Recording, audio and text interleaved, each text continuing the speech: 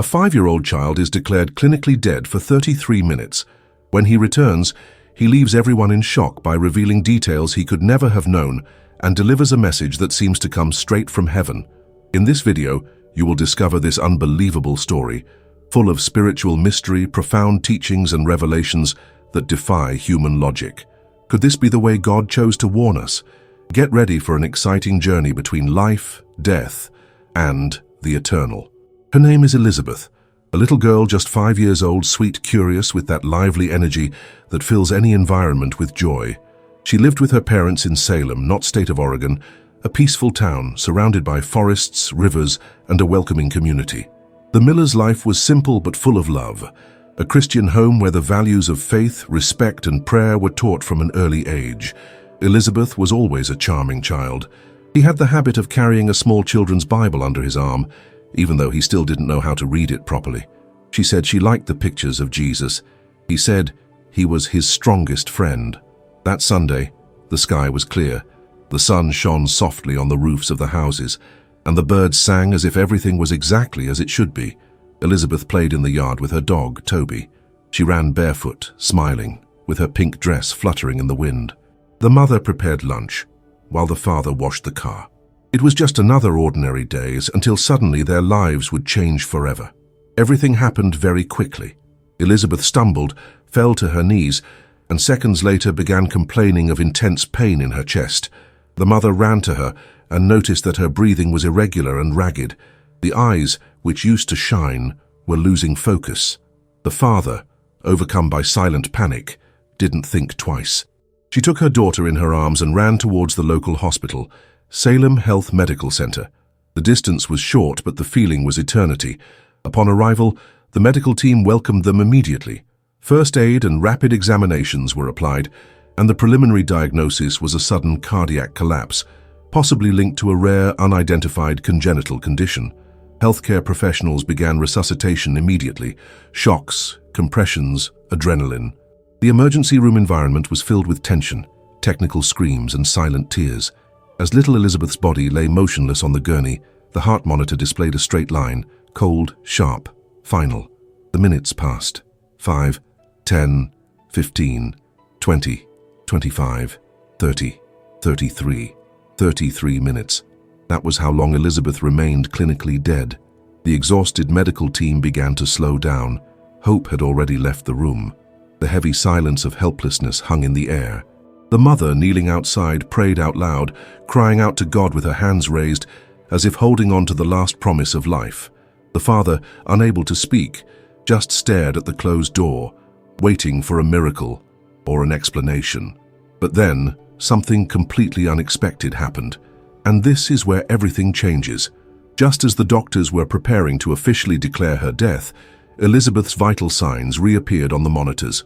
One beat, then another, and then a steady pulse. Weak, but alive. The straight line gave way to the sound of bip, bip, bip, the sound that represents the victory of life over death. The doctors looked at each other. One of the nurses blurted out, "Impossible," in a low voice. It was as if time had been pulled back. Elizabeth was alive, but she wasn't the same. When he opened his eyes about 10 minutes after stabilizing, there was something different about his face. It wasn't fear, no confusion. It was peace. Peace so intense that it seemed to shine in her eyes. She looked around like someone who sees more than meets the eye.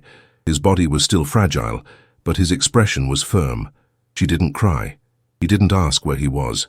He just observed in silence, as if he carried with him something that could not yet be said, but that needed to be felt. The doctors were stunned. No neurological damage, no impairment of vital organs, no sequels. It was as if she had just slept, a deep, silent sleep for 33 minutes. Science has not been able to explain it. The medical record recorded the time of death, efforts, and lack of response. Everything was there, in the documents, and yet Elizabeth was there, alive, entire, but with a look that seemed to have crossed borders that most of us can't even imagine. Her mother held her tight, as if she didn't want her to escape again. The father cried in silence, stroking his hair. The nurse who followed the entire process remained there, motionless as if waiting for something more. And really, Something else would come, but not yet at that moment. In the days that followed, Elizabeth remained under observation. With each new medical evaluation, the astonishment increased. The brain scans were perfect, the cardiac system functioning without any intervention. It was as if the time of death had been erased, as if God had somehow said, "Not yet." What impressed everyone most, however, were not the exams. It was Elizabeth's very presence. She looked different, more serene, more aware.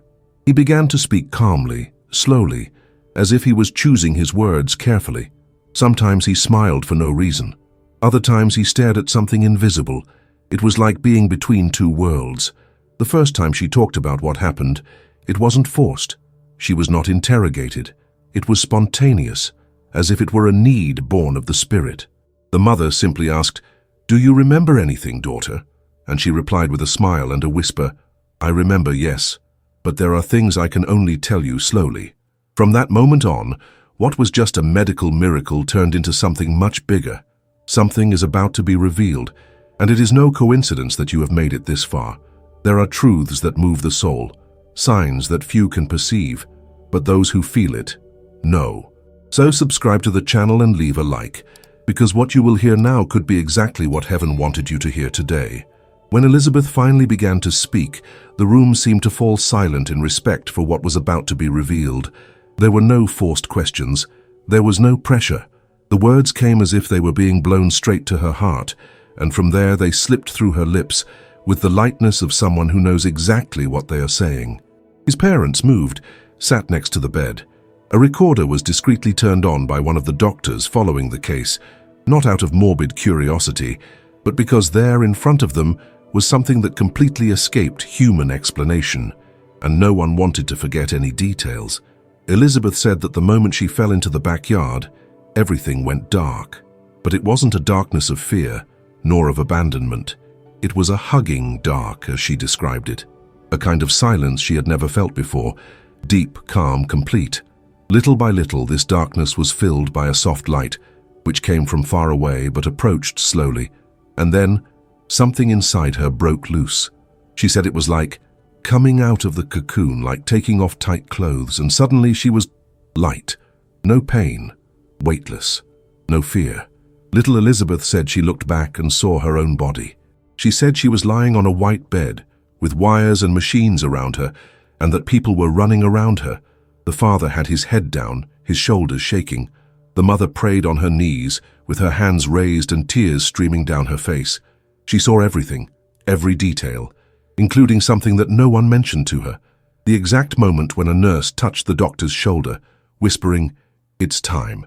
Elizabeth repeated this exactly as it happened, and the professionals who were present confirmed it, but they had never mentioned it in front of her. She watched everything from above. It floated, as if the hospital ceiling wasn't a barrier.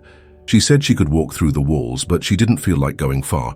"I just wanted to stay there, watching, trying to understand, trying to remember," because, according to her, it was as if that lightness was not new.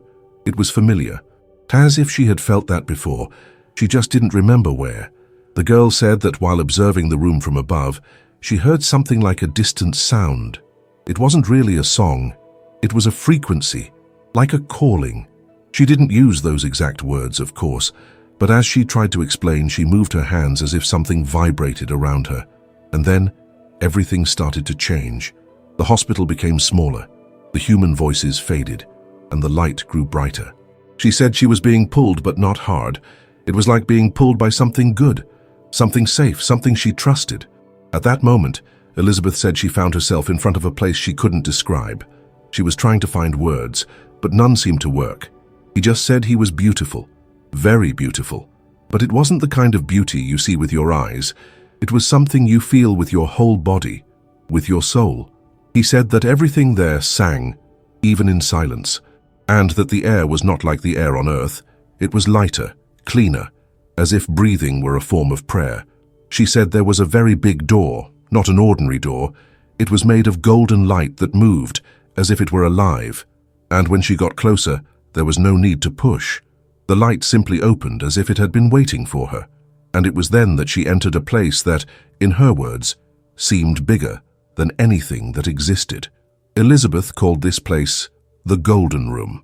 Her description of this room left everyone silent. She said there was no ceiling, but there was no sky either. It was as if space had no end. The walls were not made of stone or wood. They were made of light, a light that changed color, as she thought. And the floor. She said it looked like crystal, but it didn't reflect her face. It reflected what she felt. When I missed my mother, the floor turned blue. When I felt courageous, I turned green. When I felt peace, I glowed white. And it was there, in the middle of that room, that she saw a figure. Elizabeth hesitated when talking about this. He lowered his eyes, as if remembering something very sacred. He said there was someone there, a presence that seemed to know everything about her, someone who didn't need to ask anything, because he already knew every thought, every detail, every moment. The girl didn't say a name. I didn't say God or Jesus, but he didn't deny it either. I just said, he looked at me like no one had ever looked at me, as if I were important, even though I was small, even though I didn't know anything. She described this figure's clothing as being made of cloud, but with gold.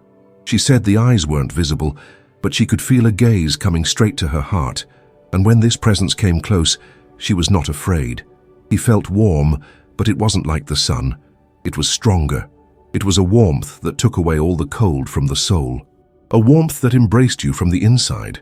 Elizabeth said that this figure did not speak with words but spoke, with ideas, with love, with presence, that she understood everything he wanted to say, even without sound.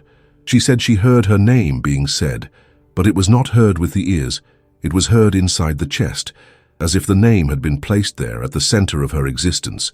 And when that happened, she started to remember, not from earth things, but things that seemed to be part of who she was, as if there was a place she knew but had forgotten, and everything started to make sense.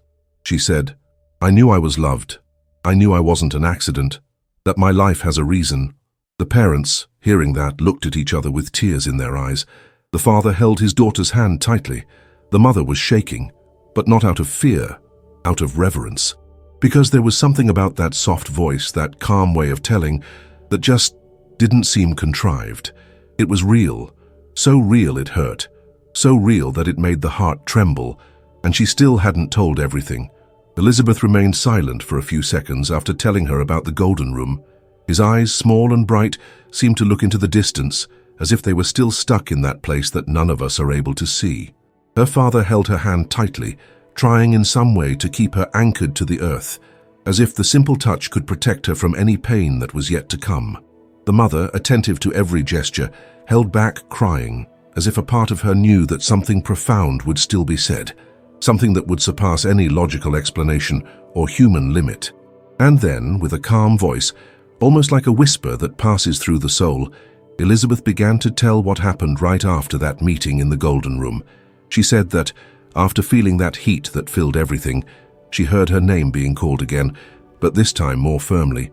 Not as a scream, but as a call that carried purpose. The figure in front of her pointed to a place that Elizabeth could not describe precisely. She used words like it looked like a living screen or a mirror of time, but no expression seemed enough to explain it.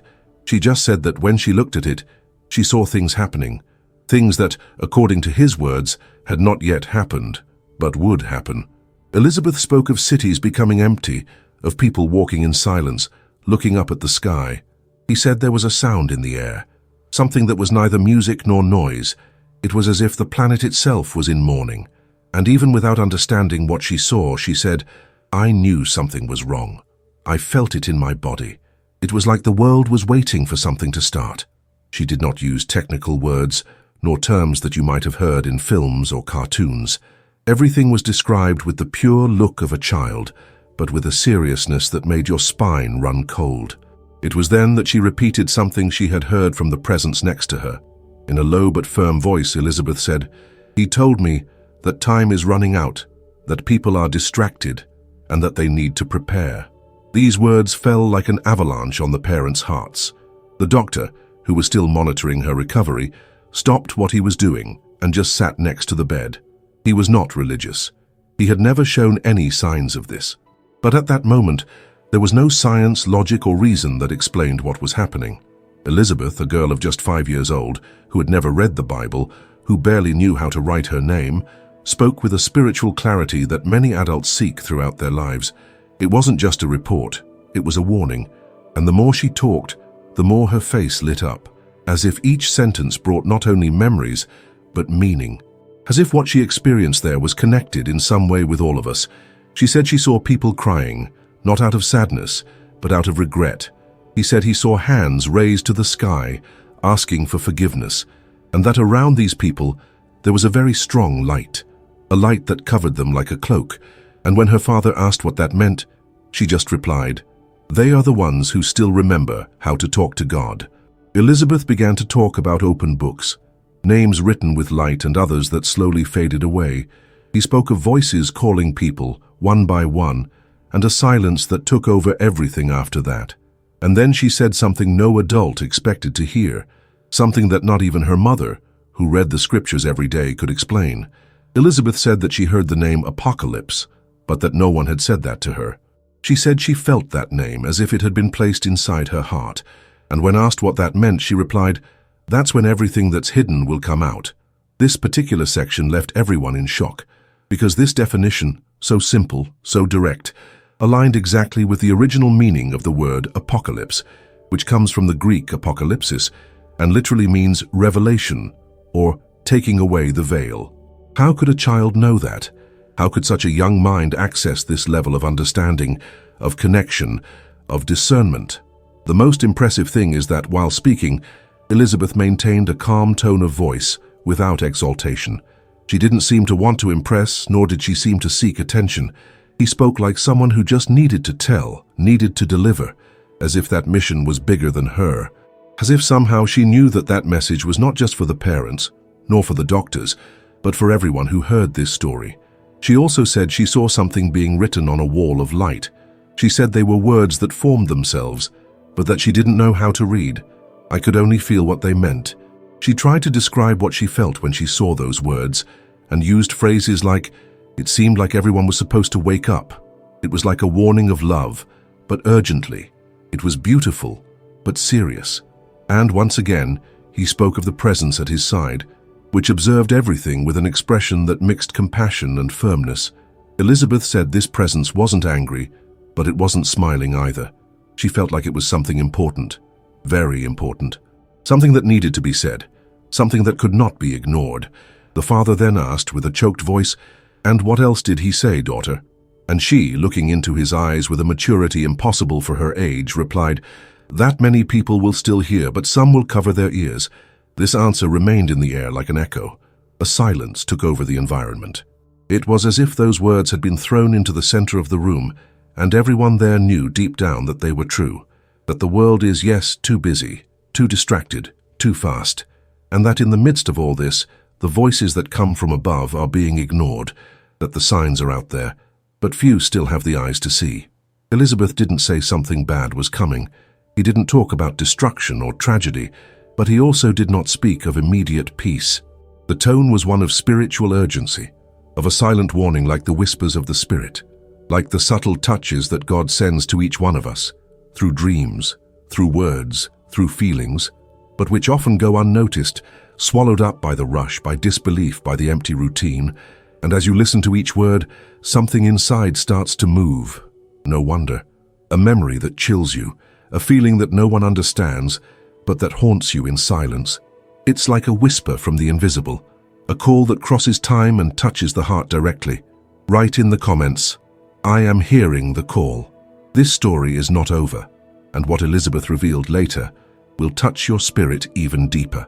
The room remained silent for a few seconds after Elizabeth spoke those last words. No one dared to interrupt. The girl's eyes, fixed on the ceiling, seemed to still be seeing something that the others were not seeing.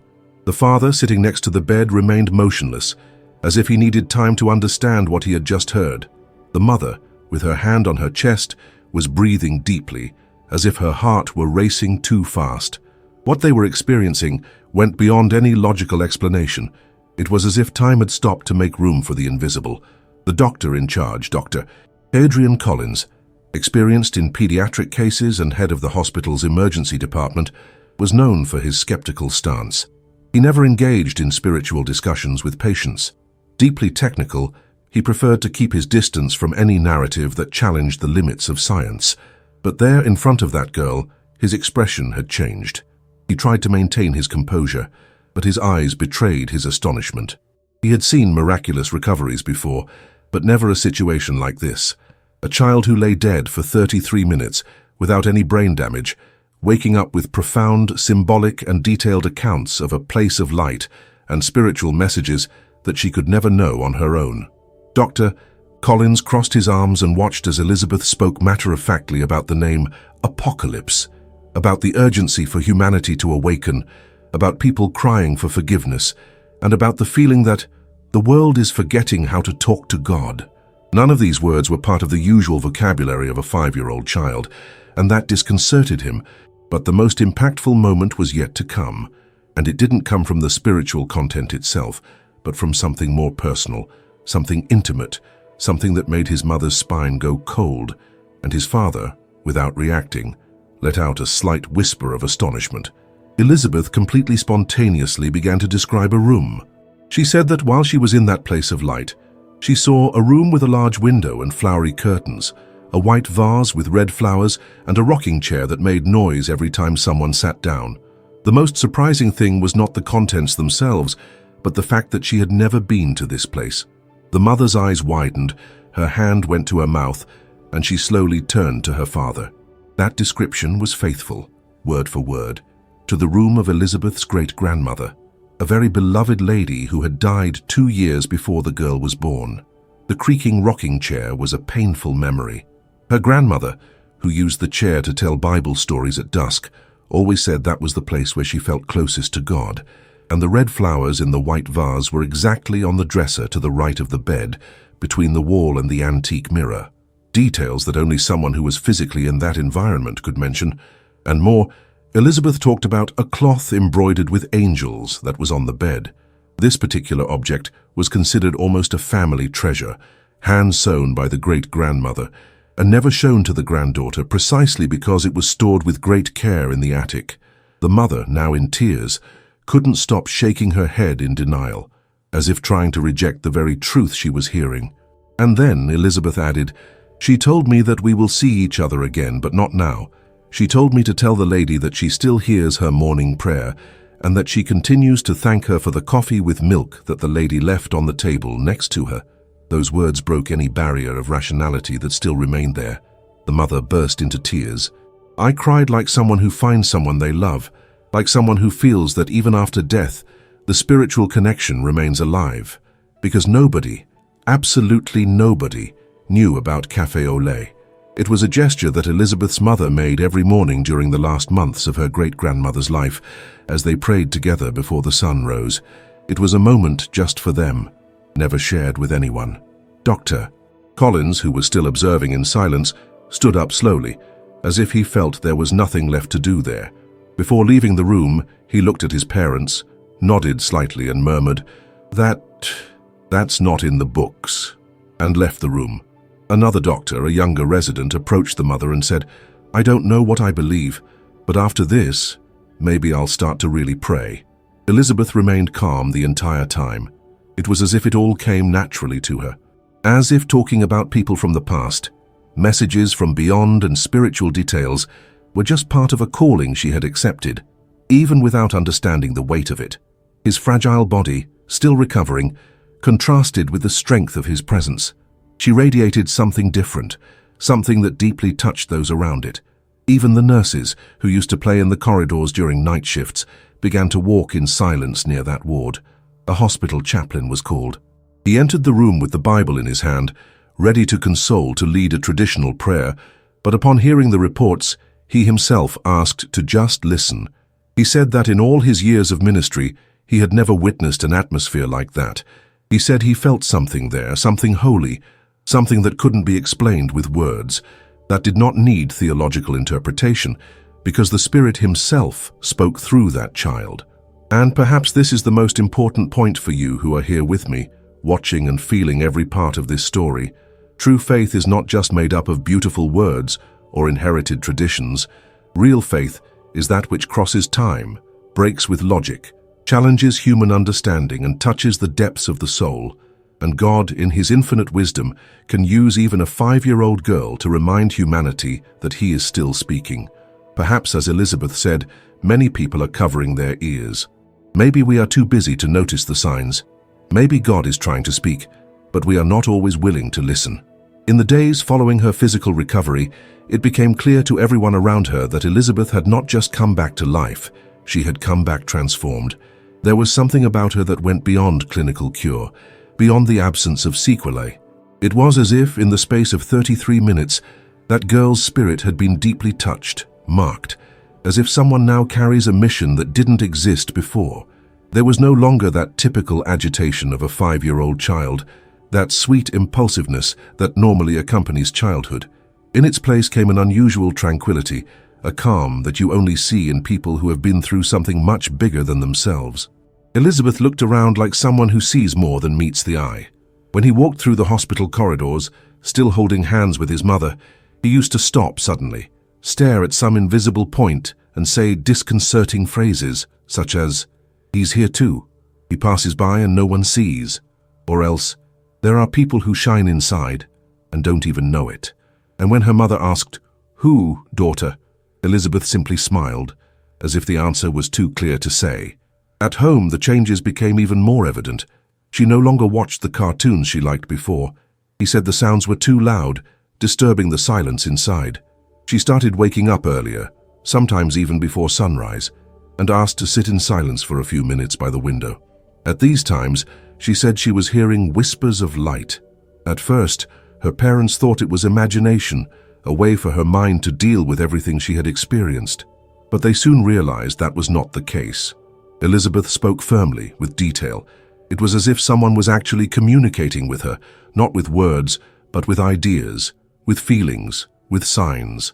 It was there that she mentioned for the first time her invisible friend. Expression, common among young children, is often seen as part of developing creativity.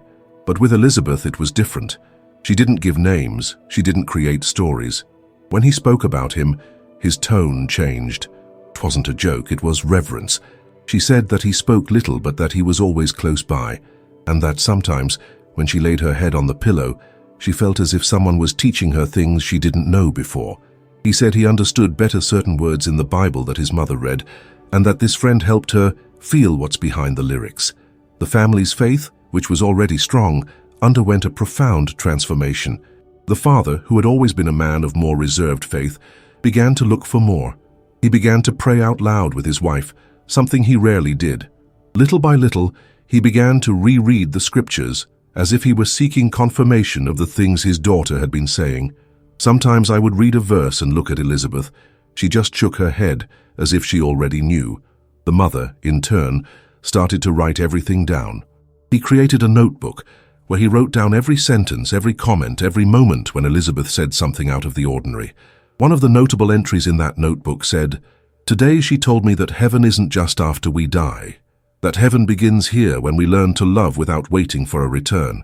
And another excerpt, from a day when Elizabeth woke up with her eyes full of tears, said, "I dreamed that a lot of people were sleeping with their eyes open. They were walking, talking, but they didn't see anything. He said, that's why I'm here, to remind people to wake up." These statements began to circulate discreetly in the church the family attended. The local pastor, upon hearing some excerpts shared by the parents, asked to talk to the girl. During the meeting, Elizabeth remained silent for a few minutes, just looking at him. And then he said, "You've been praying for answers. But sometimes God answers in silence, because He wants you to listen to your heart." The pastor, visibly touched, asked her to pray with him. And that afternoon, at the end of the meeting, he confessed to the congregation that he had never felt the presence of God so softly and so intensely at the same time. As the days went by, Elizabeth began to demonstrate sensitivity to environments and people. He said when someone was sad, even if they were smiling on the outside. He knew when his mother was worried, even before she spoke. And sometimes he spoke phrases that seemed to come from a place that did not belong to this world. One night, after dinner, he looked at his father and said, "He wants you to know that forgiving is not forgetting. It's remembering without pain." Nobody knew what she was referring to, but the father got up from the table with his eyes full of tears and went straight to his room, where he locked himself in prayer for more than an hour. He also began to have recurring dreams. In some, he said he walked through a place where everything was made of sound. The streets, the walls, even the trees emitted soft tones. He said that in that place she never walked alone, that there was always someone there. But I couldn't look directly at that person's face, because in your words, if I looked, I would forget everything I need to remember here. The family began recording these dreams. Many of them had messages. Other times they were images, symbolic visions. In one of them she saw people holding mirrors in their hands, but they were all looking through them and couldn't see themselves. He said it was because they were looking for in other people what only God can show. In another dream, she saw a staircase that descended from heaven to earth with steps of light, and each step had a name. When asked what that meant, she simply responded, "It's the chance he gives us to rise even when we fall." The most impressive thing of all was that, even with so much spiritual depth, Elizabeth remained a child. He joked, smiled, asked innocent questions, but there was always something in the look, a kind of quiet wisdom that didn't match his age, and the people who knew her before and after the experience clearly understood this. They said being close to her was good, that they felt peace, that it was as if the atmosphere changed with her presence. Over time, neighbors, family members, and even strangers began to visit the Miller home, some just to hear Elizabeth speak. Others asked her to pray for them.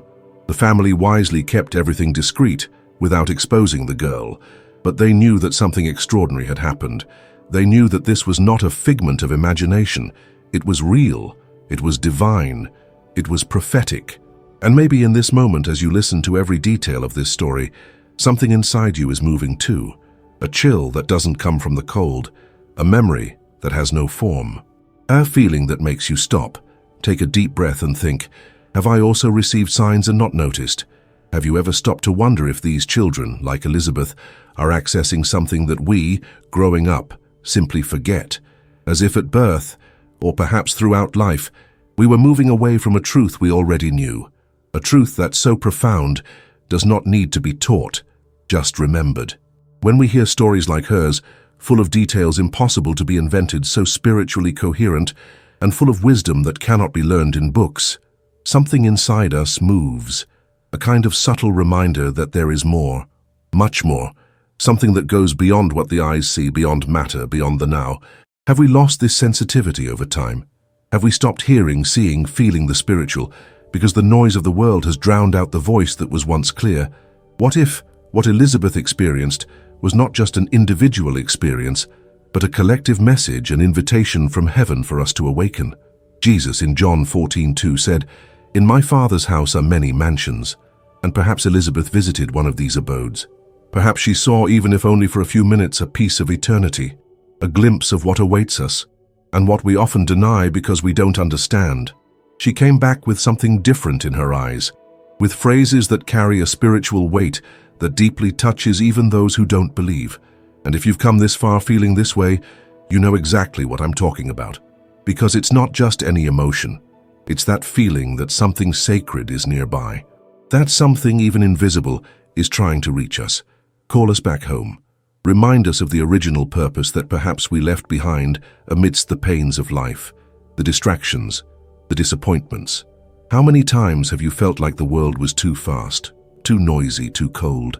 How many times have you stopped alone in your room and had the impression that someone was watching you with love, as if to say, "Hey, I'm still here," and you didn't see anyone, but you cried because he felt it?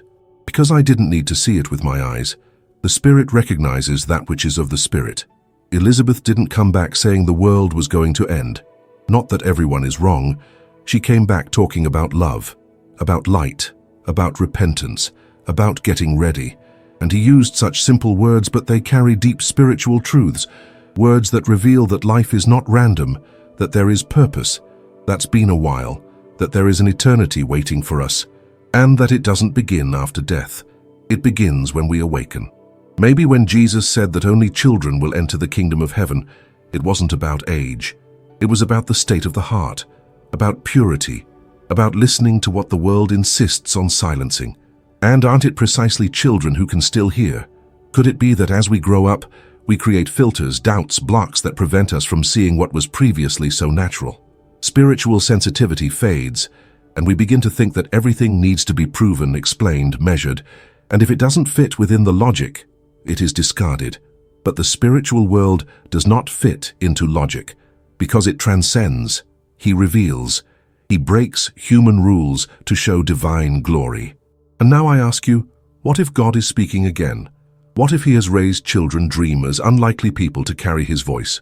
Are we willing to listen? Or will we keep looking up expecting thunder when he may be whispering in the silence? How many times have you had a feeling that something was wrong and ignored it? How many times have you dreamed of someone who has already left, but woke up thinking it was just in your head? How many times have you felt that sudden urge to pray, and you didn't? What Elizabeth experienced is full of these signs, small but powerful, messages that seem simple but are spiritually rich, and that makes you think, how many signs has God tried to show you, and you didn't understand? Maybe I'm trying now. Perhaps this story is more than a testimony. Maybe it's a mirror for you, a reminder that there is still time. Time to go back. Time to listen. Awakening time. That child came back different. But what about you? After hearing all this, can you stay the same? Can you get back to your routine as if nothing had been said? Or is there now something inside, pulsing, calling, saying, pay attention, I'm talking to you? Did you feel that something touched you in a different way while listening to this story? As if God had whispered something just to you, between one word and another? When this happens, it's no coincidence. It's called. This channel is the place where what the world ignores gains a voice, where stories don't just move, they awaken what was dormant inside. Did something inside you feel? So be part of those who also listened.